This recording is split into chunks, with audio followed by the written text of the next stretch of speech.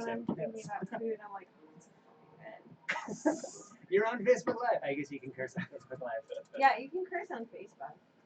No, I always feel like I have to represent like Quinnipiac as well, so I always try and Okay. stay profesh. All right. You just went live on YouTube. You just went live on Hey, YouTube. And can I click Facebook? Yes. Yeah, let's do it. So you cool? We Facebook Live. Yeah, absolutely. Nice. That's awesome. Do you have a Facebook page that you want to stream this? I don't know if that's something that. Yeah. All he has to do is go to New Haven Independent and share it off of there. Okay. You can do it right now. Yeah. If you are so inclined, that'd be awesome. I would be on. And Paul has bounced his show, right? Yeah. Are you okay doing audio or do you want me Am I okay doing Yeah. audio? to? Those headphones are so. Oh, interesting. It's not taking the audio. So how's it going today? How you doing today? Doing well. So my full-time job is over at the Yale Press, which is a book publisher. So I just came over here during my lunch break. But I also freelance for the Independent and have a radio show. But in terms of how today is going at the station, every Friday at 11, Paul hosts a Independent where we go through the week in New Haven news. Oh, Yeah, that's awesome. Tom shows about movies, That's but true. he was kind enough to let me get in on the Now it's No, on there's the, stuff. on the Yeah. action. Okay. Excellent. Don't mind me. Oh, I'm sorry, I never mind you. Get out the way. And do you know what mics? Is it 2 and 4? Four. Excellent. So you'll hear a little ditty, and then we'll get going. And I will ask you to kiss the mic, kind of like a poetry slam. Cool. And these are Excellent. That's good. Are you all ready? let's do it. I'm ready. Yeah.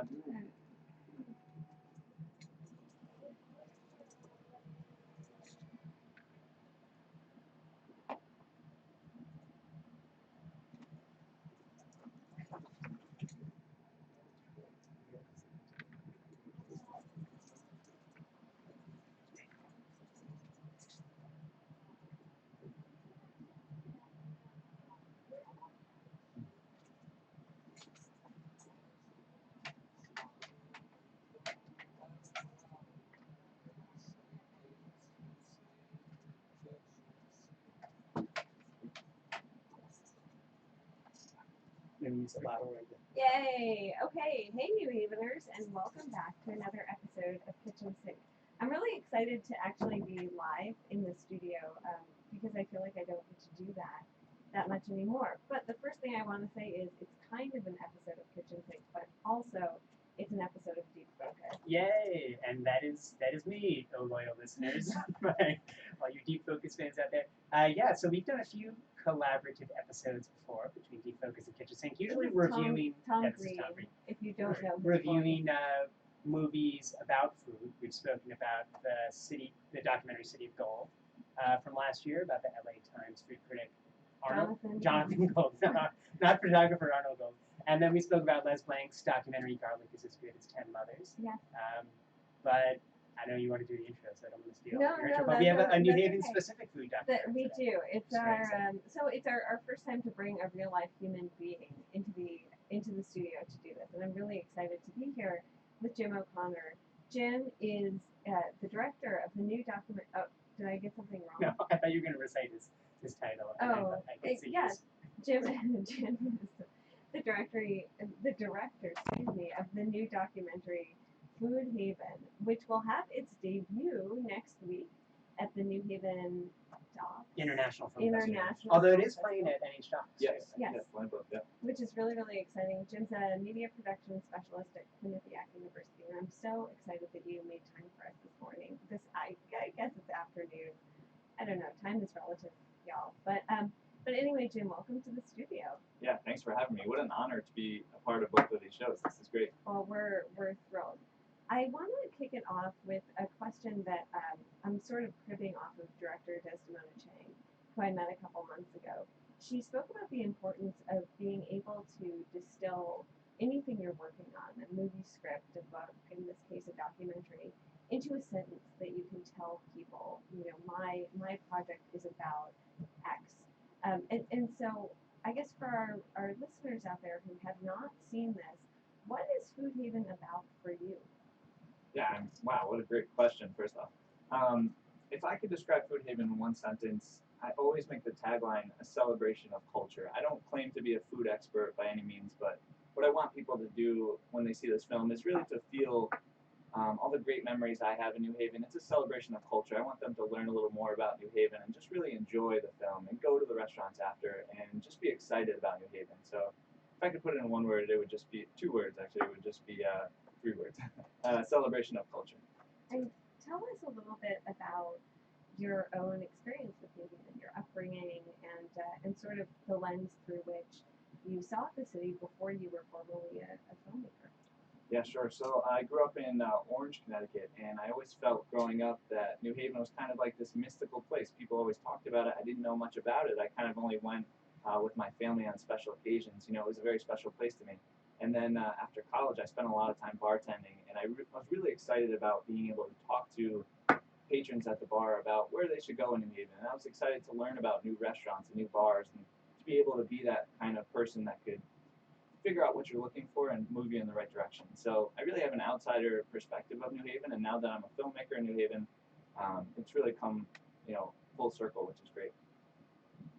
So I know we're going to be talking over the course of the hour about the specific restaurants and restaurant owners that you interviewed and profiled, but in thinking about this movie in a sentence and celebrating the culture of New Haven, there's kind of a sentiment that I found popping up over and over again in your interviews. And there's a quote from Claire Criscolo, who owns Claire's, and then Jason Sobocinski, who owns Casey's, among other places. And they both spoke about kind of New Haven's reputation, maybe outside of this city, elsewhere in the state, elsewhere in the country, as a kind of a hard knocks place, as a place kind of ripe with crime, as a place that one would not necessarily want to go to enjoy the kind of more like sensual pleasures of like food and drink and camaraderie and walking around downtown. And I wonder if that was a reputation you were familiar with before you started working on this documentary, just growing up in the area, and also that you felt like you had to or wanted to come back to this movie. Oh yeah, absolutely. I almost think that was almost the first starting point of the film. Was very important for me, kind of to just push those rumors away, but I really wanted to show how great of a place New Haven was. And even working when I bartended in LA, I would tell people I'm from the New Haven area, and they would know, the bad rumors about it or stuff like that. Yeah, stereotypes. Yeah, which is insane, which is interesting. But I almost feel like New Haven is the that every movie hero that you think about, it has kind of a bad past, and now everyone wants it to do well, and they're so excited for it to do well, and that's what I love that about New Haven. And I mean, I know because I'm someone who was a transplant and definitely heard that sort of, people say gun wave in New Haven, which I cannot stand. Yeah. I'm just totally allergic to the saying. That's terrible. But I'm wondering, so we mentioned Jason Sobocinski, we mentioned Claire. How did you meet these chefs? And was it sort of like you were working on this first and you met them through the project, or you had met them through eating in New Haven? Because these are personable, they're people, yeah, sort of, I guess walk us a little bit through the genesis of that. Yeah, sure. So I was bartending in New Haven for 5 or 6 years, and I would meet them, here or there, but it really kind of just rolled through the project. I would interview, Tim Cabral from Ordinary, and he'd be like, hey, have you talked to this person? I'd say, no, I haven't. I would love to reach out to them, and he would do his best to help me out. And so everything just kind of snowballed. But no, it was such an honor to meet all the people, and I just kept meeting more and more great people, and I'm like, how didn't I know you years ago? You're such an inspirational person. Who was the first restaurant owner that you spoke to, or the first restaurant or bar that you profiled? I think the first one I tried to do the ones that I've worked at over the past, and I worked at 116 Crown, so I started with John Giannetti, and I worked at Geronimo over the years, so I talked to Tim Scott, who's a managing partner over there, and it just all kind of snowballed from there. Cool. That's so cool. Tom, I can see that you're topping up a bit actually with another question, so I'm going to let you take this one. Yeah, I was thinking about how you, so the movie is a little over an hour long, and it's composed of, I don't know, maybe 10 or 15 different restaurant profiles for that hour, but you do have this this kind of narrator of sorts in Colin Kaplan, who's a local historian, and he's been on Lucy's show to talk about his New Haven Eats. I'm blanking on the name. Taste of New Taste of Haven. New Yeah, Haven. and Colin Sure. now has the New Haven Party Right. Bike. Party Bike. And he really is kind of like a culinary institution in the city and cares. I mean, he loves New Haven, so he's a good narrator to have. So I wonder why you turned to him as the kind of the continuous thread throughout the story, and why turn to a historian to be that, or to I don't know if he's an amateur historian or Amateur historian. but someone who is deeply invested in the history of New Haven to help tell a story about contemporary restaurants. Yeah, no, that's a great question. I wish I could say it came like deep within me, but he was actually the last interview I did in the whole documentary, and I felt like I needed someone to kind of tie up all the loose ends. And everyone I interviewed, it said, "Hey, have you talked to Colin Kaplan?" I was like, "No, not yet." And so he was the last interview I did. It was very like I didn't know what to expect. I kind of just went into it, and he was a great interview, and I can't imagine the film without him. And yeah, he just knows so much about New Haven. Can't imagine the film without all the knowledge that he showed within the film, and it really tied it all together. And I think he really prides himself on knowing the kind of trends in immigration in this city. I mean, he knows when like the Italian immigrants came over and when there are a whole bunch of other demographic groups that he German cites in came this over. movie. But yeah, he is able to look back at New Haven's past and tie it to all the restaurants that we enjoy today. I wonder if we could start. Well, actually, I want to hear where did you bartend? So you say you bartended at 116 Crown. Anywhere else? Yeah, so I actually bartended at the New Haven Meatball House, if you remember that. Oh, place yeah. back I in the do, day. the late great Meatball House. Yeah, that was a great place. And then 116 Crown, I opened up Geronimo in Fairfield, and then I moved out to LA for 2 years. Came back, worked at Geronimo in New Haven. And what were you doing out in LA? You were bartending, but were you also pursuing something movie Yeah, I was doing a lot of bad acting and bad filmmaking out there. But as I was working out there, I really realized how much LA culture, the food culture out there is so celebrated, and every new restaurant gets a write-up, an interview, and I was like, I need to bring something like that back to New Haven. Yeah. And I was so excited to do that and just kind of make excitement for New Haven. There's already a lot, but I tried to do my best to make even more. In that way, well, I'm so curious because in that way, you and Colin sort of are already kindred spirits. Right, He went to LA and he wasn't into it. He thought he'd be into it and he wasn't. And he came back, and I was talking to him a couple weeks ago as he was debuting his party bike. And one of the things he said was, I much prefer being a big fish in a small pond. And so did you feel sort of like that? Because New Haven is a small pond.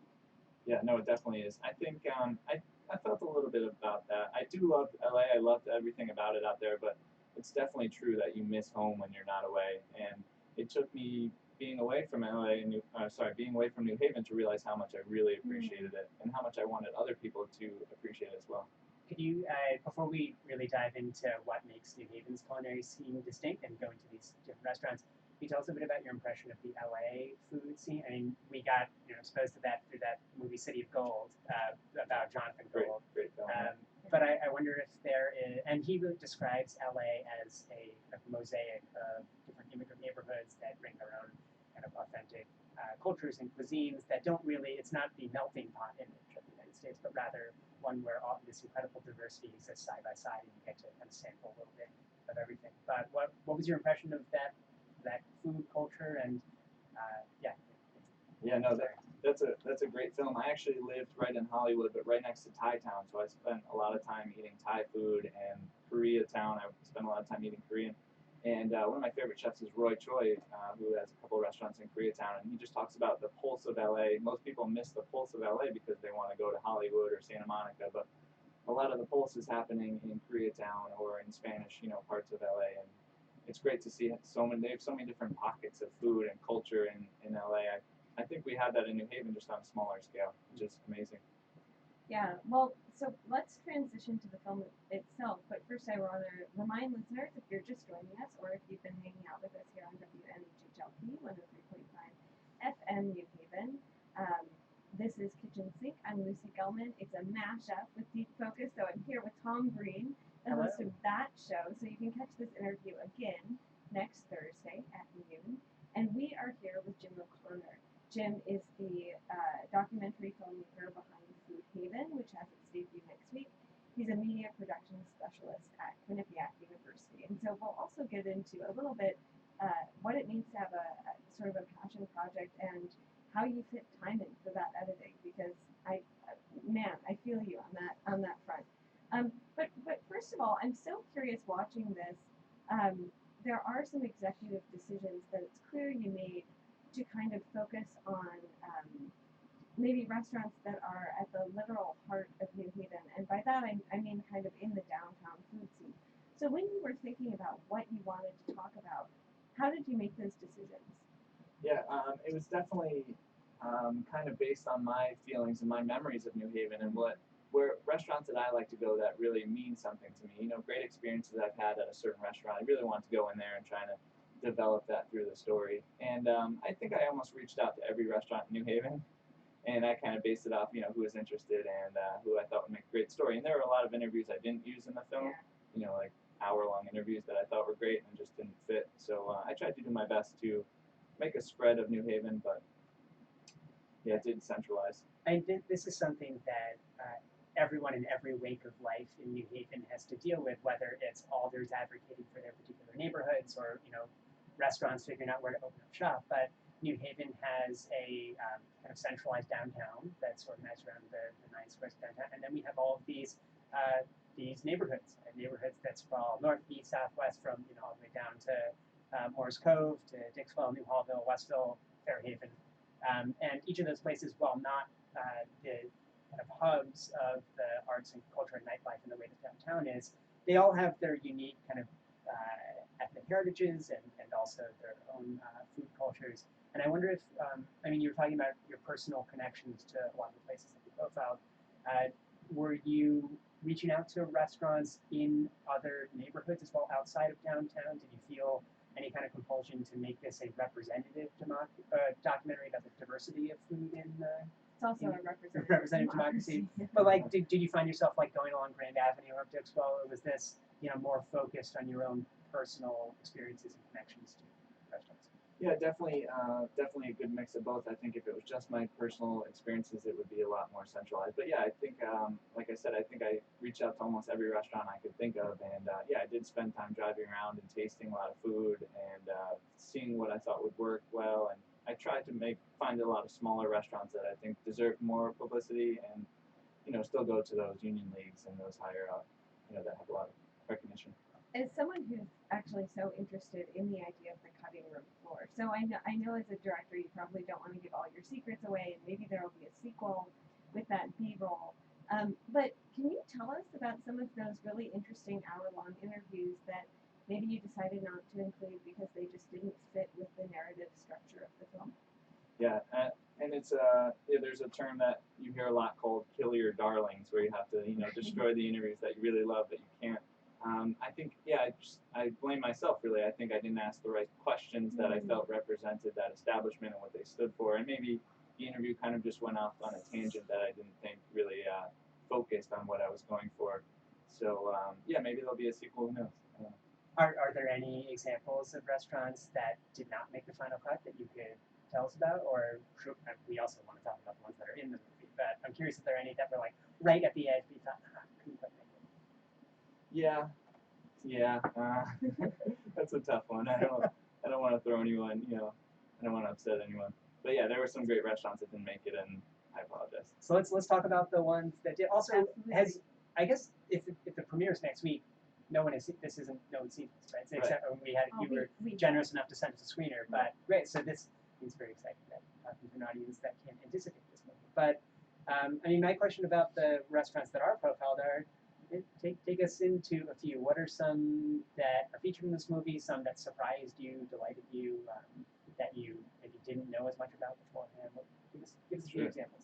Yeah, there was a lot of that. Sometimes I went into restaurants really blind and just didn't know what to expect, and those were some of the best ones, like take Lorchio on State Street. I knew it was an Italian restaurant. I knew it was great family-oriented, but they were one of the best interviews and super passionate, and they were very funny because they had like notes that they were holding notes, and they were very nervous, but they were so great, and they were so passionate, and I loved their interview. Just a great people there. That was probably my favorite interview in the movie too. What a sweet couple. Yeah, it's so sweet. Very sweet. Yeah, and you intercut the interview with photos of them back in Italy like 20 years ago, you know, getting Like the married best and wedding looking ever, forward Yeah, to opening this restaurant. I don't know, are they Italian? Or are they Americans who were living in Italy? And then Yeah, the chef is Italian. Yeah. And how did you, was that a restaurant that Tim suggested you check out, or had you walked past it on State Street and thought, huh, maybe I should go in and interview these folks? Yeah, I definitely tried to have each kind of cuisine represented. I thought I wanted to get a really good Italian place, and there's so many Italian places, but I thought I kind of wanted to try one off the beaten path. So I went with them, and it was great, and it worked out. It was awesome. And the scenes of them making food, I think, is actually something really special. So, as as you were putting this together, I guess you have this whole beautiful montage where they're making fresh pasta, and The I found ravioli. myself, yeah, I found myself both eating leftover pasta this morning, which is problematic in its own way, but rewatching the sequence as I was eating leftover pasta and thinking, oh my gosh, this looks so much better than what I was eating. And so it looks like you included most of it, or most of what you saw there. Was that because of their technique or their ingredients? Yeah, I just think his passion really comes through. Anyone can watch someone make pasta and you'll get different reactions, but just watching him make pasta, and he talks about his daughter and he talks about his first time being a chef. I thought it was, I was just memorized. I was kind of just holding the camera like a deer in the headlights, like what am I? And especially I don't come from an Italian background, so for me that was an incredible experience. I think there are three kind of attributes of each profile of a restaurant that you really balance well in the best of interviews, and that's what the restaurant was and was originally designed to be, what it is now, and then what the food looks like and how it's prepared. And I think because one like a very important part of like the food movie as a genre is documenting the preparation of food in an appetizing way and like a visually splendid way. And I wonder how you like take us into a restaurant with you. How if you agree those are the kind of the three big things you were trying to capture. Yeah, sure. How do you get that out of an experience at a restaurant, and what was the food that you were documenting? Yeah, it was very tough. I think I wanted to set up interviews with every restaurant and then do my best to get in and kind of just watch them cook. And some of them were a little more accommodating than others, which was great. And even just like the food truck on Long Wharf, Tripletas and Mas, I was just standing outside of the food truck and just watching, and it was this whole family inside this truck. They're not talking, they're just moving like angelically, and it was great. So I tried to get into every kitchen that I could, and all the kitchens that I thought worked best, I tried to showcase in the film.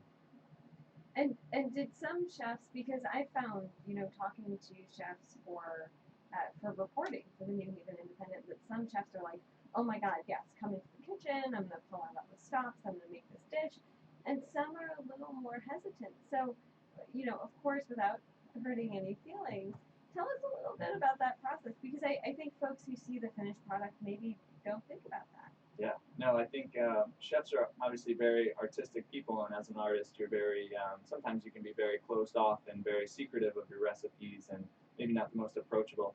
And so it was definitely a challenge, especially doing it by myself, to get them to trust me. I think it was maybe different because I had a restaurant background that they knew I was in the industry for a while, and I knew some people in the industry that could kind of back me up and stuff like that. But no, it was very intimidating, and they obviously want their food to look good, and they might be self-conscious making the food. So it was a lot of self-conscious filming and food preparation going on, and it turned out to be great, which was awesome. Yeah. I'm curious. I mean, was that the first time where you sort of felt, because it's true, especially when there's a camera involved, but even when you're yanking out your notepad and writing stuff down, all of a sudden people freeze up sometimes, or it can be uncomfortable to say, hey, I really need you to give me this detail, or like, we can't really include this story. So, I mean, how did you navigate that, or had you dealt with it before in your filmmaking? No, this was definitely my first challenge. I've always done more narrative filmmaking. This was actually my first go at a documentary, and I don't know, maybe it was just I tried to keep a good energy in the room, and just found a way to ask good questions, and I sent them the questions beforehand, so maybe that was good preparation for them. And I don't know, I just tried to keep a good flow of questions going, and I could tell if they were uncomfortable, I would ask a fun question and try and keep it light. So it was a good balance. I've spoken to a few filmmakers who have worked in both narrative and documentary before, and I'm thinking back to my conversation with Stephen Dest, who works at the Neighborhood Music School, and this made My Brother Jack, which is a fiction film, and now I Am Shakespeare, Yeah, and he said that the biggest challenge for him moving from narrative to documentary is that when you're working in documentary, you don't know when the movie's like when you are done making it, because ostensibly you could keep keep doing it. filming and keep talking, and the story that you are documenting doesn't necessarily end just because you put the camera off. This is kind of nonfiction, it's real life, as opposed to something that you have written out beforehand. Now, of course, documentaries also follow narrative trajectories often, but I wonder if that was a challenge for you at all. Was it ever like, hey, do I still keep going, or is it over right now? No, yeah, I think this, and especially with this film, this is a film that you could do forever. I could go into every restaurant in New Haven and it would be, dynamic and it would be great. But yeah, I definitely tried to give myself a deadline. I tried to do it up until the deadlines for the film festival that I wanted to put it in were. So I tried to give myself a deadline. But yeah, of course, I always think I should have done this. I wish I went to this place. Oh, I just heard this place is opening. And the film's about an hour and 10 minutes. But how much footage would you say you edited? A gross amount. Yeah, so I think I went to about 20 restaurants and probably did 30 restaurants overall. And most of the interviews were 45 to an hour minutes long. So there's 30,000 minutes of footage. Yeah. And I can see. Well, I'm eager to hear about some more restaurants. So we've heard about Lorcio and the Longwharf food trucks. Can you tell us about one that maybe you were less familiar with? Well, I guess Lorcio was one you were less familiar with going in, but anything that particularly surprised you about a restaurant over the course of making this movie? Yeah, definitely want to talk about Mia's. I mean, I knew a good amount about Mia's and Bun Lai and the family over there, but he welcomed me in with open arms. I feel like I'm part of that family now, and I got to go with him foraging, and he took me out on his boat, and he spoke at the White House, which was an amazing experience for New Haven and for his restaurant and the country.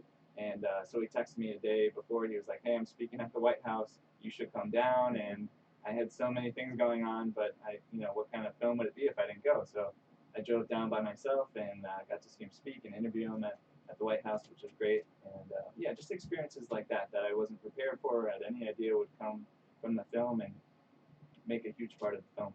And for instance, the foraging. So there's a foraging sequence in which Bun and his sister are picking wild lettuce, and you see a big bug at one point on a leaf of wild lettuce, and then you also see a big hole. And Bun says, if it's good enough for insects and for animals to eat, that means it's good enough for humans to eat. That's a really good thing. But throughout the film, did you feel like your eyes were being open to new parts of what we're actually putting into our products? Oh yeah, that's such a hot topic today, especially. And my parents are vegan, so I've always kind of had that, influx into vegetarianism and veganism, all that stuff. But yeah, I've just learned so much about food during this, during filming this. It was a real great experience for me as a filmmaker and as an eater and as a fan of food. I couldn't have asked for anything better. Have your eating habits changed at all since making this movie? Yeah, definitely. Like in terms of what restaurants you visit, or in terms of, I don't know, how you prepare your food? Yeah, how I prepare my food, and I'm just a lot more adventurous, and I make sure I try and go to these restaurants that invited me in, and they always, treat me like family when I go in there, which is great. Do you have any dietary restrictions, or what was it like? So growing up, two parents who are both vegans, and then I'm sure that you've been exposed to meat many times in your life. But in this movie, I mean, there's plenty of images of like pieces of meat sizzling somewhere, the barely cooked Louis lunch burger, just like kind of dripping at you. Oh yeah, no. I mean, I was never vegan. I was just always, I've been around it, so I'm used to it. But no, I have no restriction. I'll eat anything, and yeah, I think that's the way you have to be nowadays. You just have to be open to different food and to plants with bug holes on it, and you just have to trust. I want people to be able to trust these chefs and these restaurants, and just realize that there's great things going on there. And did you find, so I didn't know this, but there's a Louis lunch burger with cheese whiz on it. Oh yeah. But I guess what funky foods did you find when you were doing this? That's a good question. And I was very intrigued by that piece of lettuce that Bum was holding up and said, you could not eat this whole, and the leaf was only like 6 inches long. Right. But he's saying it's too flavorful. I don't know if you just like took a bite out of it the minute that he said it. But. No, I wanted to. Yeah, I think definitely a lot of things that Bun Lai are doing are, I would say, freaky, quote unquote freaky. But everything works. I'm not too, I don't think food is freaky. I'll eat anything. I'll try anything. There's not too many freaky things that I came across, but yeah, I always admire finding out new things like that. What Bun's doing over there, he makes up new inventions every day, and I'm like, that's crazy, but that works, and you're a genius. So New Haven is probably, if New Haven's culinary like culture is known at all outside of New Haven, it's for its pizza. And that is, I mean, you and 3 other chefs we've interviewed, Bun, Jason, and almost like a social guy, Yeah, John John Brennan. Brennan. John Yeah. Brennan. You visit some of the kind of hotspots of New Haven pizza life. I wonder how did you feel like this was going to be? It had to be a very important part of your movie. Like you have to get pizza right because New Haven is so associated with pizza. And how'd you go about tackling that? No, I almost felt that I wanted this film to almost be an afterthought about pizza. I think everyone thinks New Haven pizza, pizza, but it's so much more than that. And that's why I kind of saved that segment for the end of the film. I want you to go through this adventure, and then at the end there's a great tour, and we walk around. And I wanted the tour to be light, and I didn't want to go into the pizza restaurants and really show what they're doing. I want people to experience that for themselves. I almost wanted to keep it like Willy Wonka when he goes by the factory. He's like, I wonder what happens in there, and that will make people try and go in there. So yeah, I wanted to do a nice tour that was light, and to hear chefs tell the truth about food is amazing, and I thought that was a very dynamic sequence. Which is cool. And with the, I mean, because food can get very political. Mm. So certainly we're talking about pizza. I have witnessed both between chefs and people who are just culinarily, inclined, and then people who have to have an opinion about everything. I've witnessed like all out pizza wars in New Haven, which coming from the, like pizza wars don't happen in the Midwest. Maybe we fight about like Chex Mix or I don't know, something more germane. But did you witness kind of some political, I don't want to say disputes or discussions? Certainly Bun can get very political about food. I mean, what he does with sustainable food is inherently political. Right. Yeah, I came across a lot of that. I would ask that interview with every question, where do you stand on the big pizza debate? And it would get a crazy reaction every time. And it was always great, but I felt like I didn't want it to be too opinionated. I don't want to tell people what's the best pizza in New Haven. I just want people to try them all and decide for themselves. And I try to keep it objective for that. So you were talking earlier in the episode about how this was your first time in a lot of these kitchens, even though you worked in the New Haven restaurant world for 5 years, and chefs were understandably self-conscious about how their kitchens and their food would be represented. And I wonder how you, as a documentary filmmaker, balance between like not making marketing promotional videos for these restaurants, but also making a movie that, if not necessarily like with the goal of being amenable to, like you don't necessarily want to just make something to appease the people that you're making it about, but you also had to maintain a certain level of access, or else you'd just be outside the restaurants and hearing in. So how do you balance those things? Yeah, I think I just always try to keep it light, and it definitely was a thought in my mind. Do I try and make this like great? Do I bring in dollies and jibs and try and do all this crazy stuff? But no, a lot of the time I just was handheld, and it would be very me and the chefs would communicate, like, what should I do? How should I do this? And I would just say, I'm going to be here, and I'll just follow you, and you just do your thing. I didn't try and stage anything. I just wanted them to be comfortable, do their thing. If it didn't work, I would ask them to do it again. But I always tried to keep it light, and I think they really responded to that instead of me saying, okay, now we're going to put it on the grill. Give me 2 seconds. I'm going to set up the tripod and, some lights and stuff like that. And this is something that we, as people who write about New Haven arts for the independent, always talk about is, if we don't like something, we don't like a concert, if we don't like a particular artist, how much do you go out there for a community news site like ours and, pan it and be like super critical, even if you feel like you're being honest to your reaction? Is that a productive response in the arts section of something like the New Haven Independent? What we tend to do is, if we really don't like something and don't have much productive to say except we didn't like it, then it's just not something we're going to review. If it is something that we really like and want to both profile and talk about why we like it, then that's perfect fodder for it. And when you describe the mission of this movie, it's to celebrate the culture of New Haven. I imagine that was something kind of similar going through your mind. If I really don't like it, then there's no need to put it in the movie and be critical about it. Yeah, no, definitely. And I really wanted to find people that were passionate. If I went into restaurants that had a lot of recognition and they were very, I could tell they weren't passionate about the film, then I wouldn't use that piece because I didn't feel like they really were truly stood behind their process and their people and stuff like that. So yeah, that was a huge factor. And it's very hard to find people that are super passionate, like Jason and Bun Lai. Just, you can tell, really care right off the bat. As soon as you see them, they're really passionate and happy about food, and they love to train their staff. And so I felt like if I didn't see that on camera in the interview, then I wouldn't have used it. And there were some very candid moments, though. I was so I found it great that Claire at one point said, "Listen, if I'm going out I'm going to my place. Which I thought was ballsy, you know. Yeah, I yeah. really did. Yeah.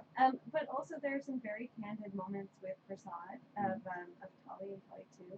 Yeah. And so, did those just come from the relationships that you were forging, or did they sort of pop out of the woodwork when you weren't expecting them? No, I think a lot of them just kind of popped out. So I set up an interview with Prasad, and we, turned the camera off and talked for an additional like 20 minutes. And he's like, hey, you know what? Tonight I'm doing a big reveal with Yale, and we're doing our goat biryani, and if you want, you should stop by. And I was like, yeah, of course, I'll be there. And so I didn't try and, pry too much into what they were doing. But a lot of times these chefs and these families would just say, hey, look, we're doing this. We'd love to have you. And, it just worked out, which was great.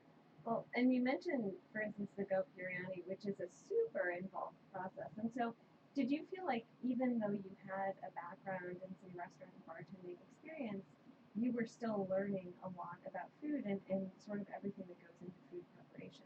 Oh yeah, I think I look at all these chefs in New Haven as heroes. I don't know, I'm not a good cook. I wouldn't say I cook well. And so constantly learning and constantly admiring what these people are saying. And every time I watch them cook, watching Chef Jean-Pierre cook at Union League, I was just, how lucky am I to go in there and get to do that? He's a huge, famous chef, which is great.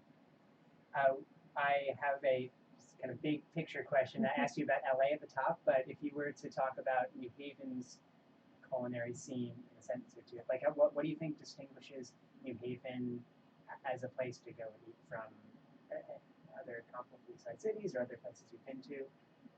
Why did you choose to celebrate this particular food culture?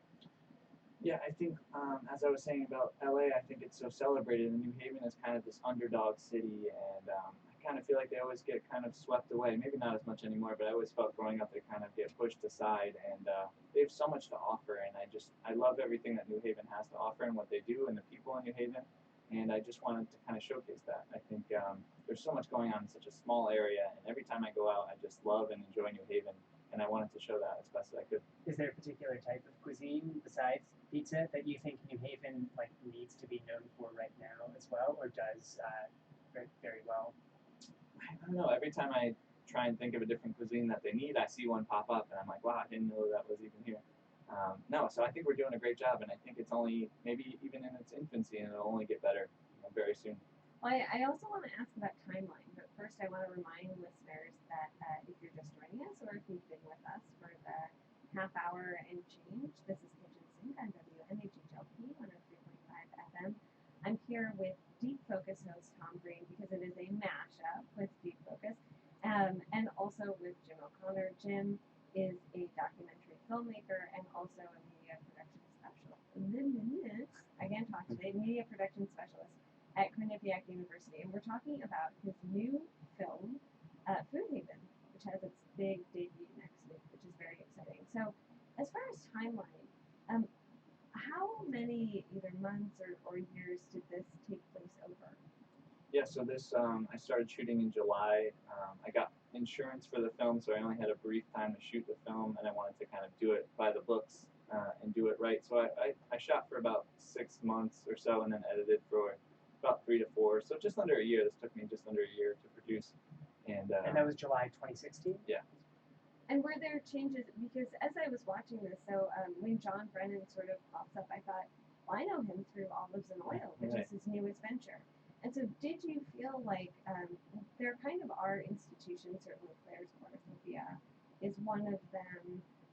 I think Casius, which is now joined by Ordinary and Black Hawk Brewery, is another one of them. But did you feel like the pace of the city was moving very quickly? Oh yeah, and especially even Colin Kaplan talking about his party bike, how it's in the works and it's coming. Well, it's already here. Right. Yeah. And so there's a lot of that. And I always worried, what if this restaurant doesn't make it too long? That would be terrible. So I felt like I took a chance on places I thought would do well. Yeah. Been lucky so far. But then you also went into, so for instance, we mentioned Union League, which is kind of this, I feel like a member of New Haven's old culinary guard, if you will. So there was definitely that mix. So I'm asking the timeline thread. Reminded me, are there any restaurants that have opened subsequent to you? subsequent to you making this movie that you would have wanted to include in this, or that you have been to and think are continuing the spirit of what you're trying to have? Yeah, I think Olives and Oil is great. I think Mecha Noodle Bar is awesome. I would love to go in there. I tried to go to the College Street Music Hall. It didn't work out with timing, but I felt like that would have been a great perspective on the city. Yeah, I think every new place that opens up, I'm like, oh, I wish I had that one. And they serve food. They serve food and local beer at the College Street. They have the little taco stand. Yeah, Geronimo is there too. Yeah. I have used it frequently. It's been great. So what makes for a good and successful food movie for you? We're talking about how this is a very New Haven specific movie and there's certain aspects of the culture and cuisine that you want to highlight. But in terms of any movie that is so focused on both food and people who make it and places that serve it, how does one do that well, and how do you try to incorporate maybe what you saw in other movies, other techniques into food? Yeah, I mean I think that's the hardest part. But definitely one of my top 5 favorite films of all time is a Japanese film called Tampopo. Have you ever seen it? I've read all about it, but I have not seen it. It just came out on Criterion, so if you get a chance, you should pick it up. Yeah, so it's a great film. It's about culture. It's they call it a noodle western because this truck driver stops at a ramen bar and it's kind of beaten and run down. And they go through this whole kind of like Rocky-esque montage of making this ramen the best they can do. And you really see about what goes into cooking and how important cooking is to this woman's life and her family. And it's really great. You don't see too many food movies that go from the bottom up. It's usually like, oh, I work at a restaurant on the side, but I'm also a model or something. So it's great to see movies that really show how hard it is to own a restaurant or work in a restaurant, as opposed to how successful and money making a place like that can be. Yeah. And did you already feel like you had a pretty realistic notion of the work that went into it? Because so many people romanticize what it would be like to own a restaurant. People think, oh, I like to cook. This would be a walk in the park. When in fact there are so many moving parts, and often finances are stretched so thin that it's really, really difficult. And kitchens are notoriously just crazy and hairy places. People working, Right. ungodly hours and having to be on their feet for hours on end. Yeah, I mean the stories, even that Alex Lachinsky, who was at KCS at the time of this documentary, the stories that he told of training in restaurants where he would have like pans thrown at his head and stuff like that. And that's unfortunately not uncommon. But there are no pans thrown at people's heads in this movie. Did you cut that part out? Yeah, it didn't make the final cut. Yeah, I mean, there was definitely a point in my life where I wanted to open a restaurant, and I was like, I'm doing this. This is my future. I dropped filmmaking. I was like, I want to do this, and I just worked in restaurants. But yeah, I would say it's one of the hardest business ever. And not only do you need a great concept and money, but you need people around you. You need staff to be passionate about what you're doing there, and you need customers, and you need great PR and great product. And there's so many different aspects that go into great restaurants. It's mind blowing. And then after all that, sometimes people just don't come. Yeah. Even if it's a great product, it doesn't work. kind of arbitrary. Yeah, I mean location is location. So much of it. So one thing that Donna Curran, so you talked to Donna and Denise at the Kitchen Sink, who are I think 2 of my favorite people, and also just female business owners, which is great in New Haven. But one thing Donna said is, food at the end of the day is people coming together around the table and having that culinary bond. But earlier in the interview, you said that you weren't a good cook, which I have trouble believing. But do you enjoy cooking? Oh yeah, no, I definitely enjoy it, but it's kind of one of those things that I try and keep to the experts. I don't know. I feel disrespectful if I cook bad food. I'm like, I should have done better. But I'm too hard on myself. I guess my follow-up question is, how do you live that when you're not sitting behind a computer and editing and maybe eating on the go, which certainly I think as also young professionals totally understand. Yeah, it's very hard. Luckily, I have great people around me and live with my girlfriend who's a great cook. And so, yeah, it's very hard. You have to find time to cook and get fresh product and go to the farmer's market. It's so involved, and I think people overlook that. They think you can just go to the grocery store, but yeah, it's very hard to live that. Well, and speaking of things that are time-consuming, so my understanding was this was largely something that you were motivated to do.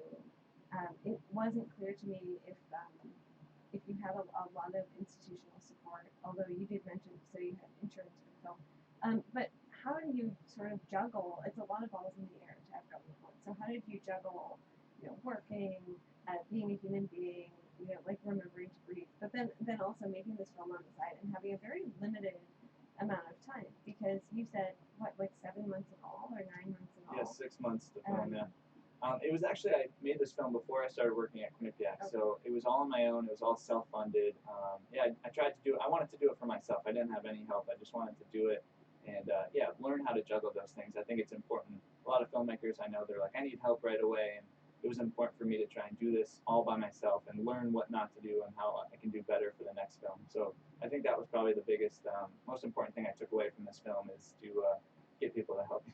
Can you tell us any other lessons that you took away from? I mean, this is very much a learning experience in addition to being a great and very enjoyable movie in and of itself. But what are you bringing with you from this experience to your next project?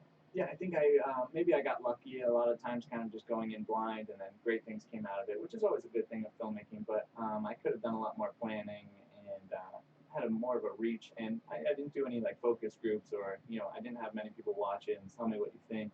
It was kind of just my experiences and what I thought would be good. But maybe people don't, enjoy food. They might not like it as much. Food Haven may not be for you if you're not into food. Yeah. Director admits. Maybe that disclaimer, that disclaimer should be at the entrance of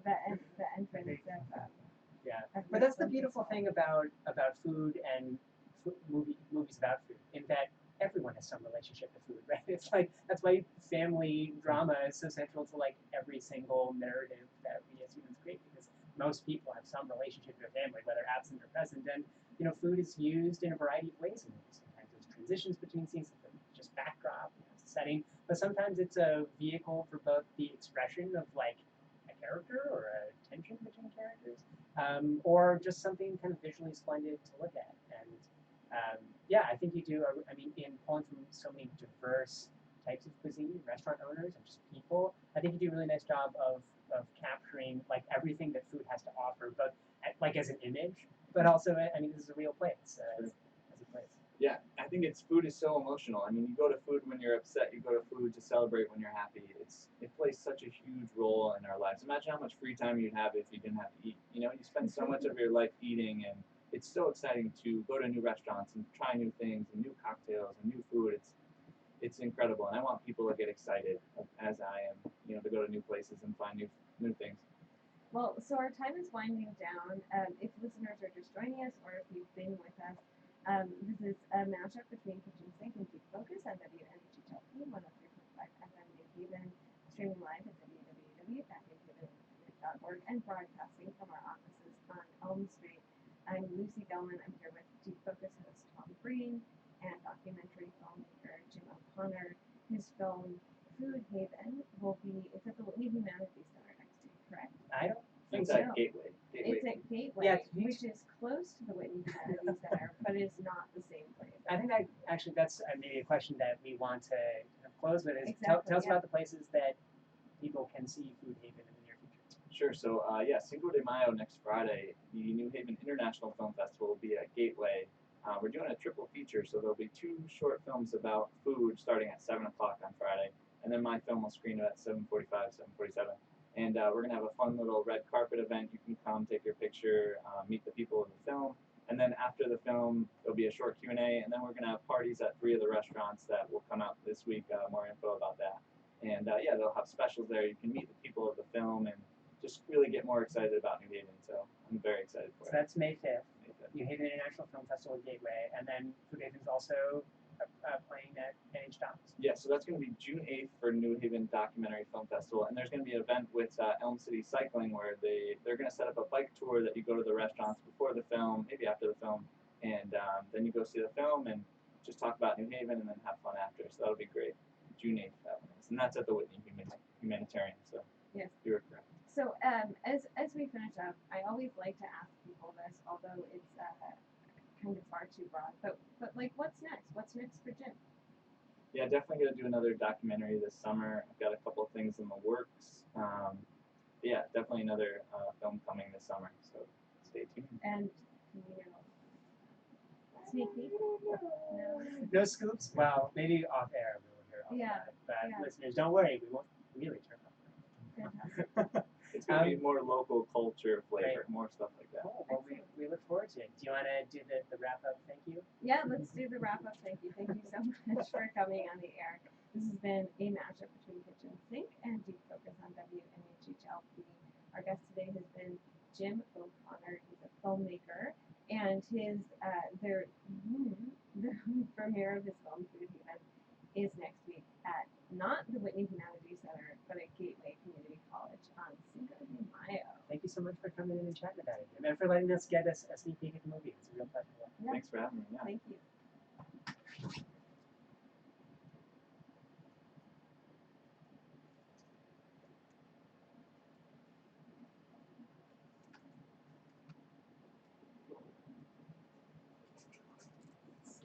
Thanks, Jim. Sure. That Thanks, was great. fun, Yeah, nice job. Yeah, totally cool if you don't want to tell us exactly what you're working on next, Jim, but it's always fun to ask. 100% positive. Yeah. Yeah. Do you have an idea though, or if you want to keep it close to the vest? No, I think I have a couple of things about Connecticut I'm going to do, kind of like a Connecticut film. Great. And I've been talking to people at Wiffle Ball and Pez and stuff like that. So it's going to be a cultural film like that, which will be fun. Yeah. Yeah. I think people respond well to stuff like that. Have you reached out to like the CT Humanities Council? A little bit. I have to do more of that for sure. Yeah. Let us get a picture of you. Great. Oh yeah. Okay.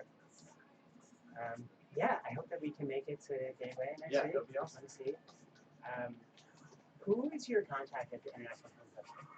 It's Tom Carruthers. I can forward you. That'd be great. Yeah. Yeah, that'd be great. Thank you. We didn't even get to. I wanted to mention Gorman's film. Right, did you see Pizza a Love Story? Gorman I Bouchard? haven't. No. So, do you know who Gorman Bouchard is? Yeah, yeah. I read, I guess you I don't know if the film is done. Is it done? It premiered last night. Oh, cool. Although I didn't catch it. Did it? Because I It's a short. Oh. It's like, Maybe. Stop. I think last time I talked to him, he said he was working on it more, or I'm not really yeah, sure. maybe that was like a work in progress. Yeah, That must have been cool. Was it cool? I didn't see it. Oh, did you? Unfortunately. Yeah. I have been to MH Docs before that. I'm I excited really to do enjoyed that. Yeah. it. Your movie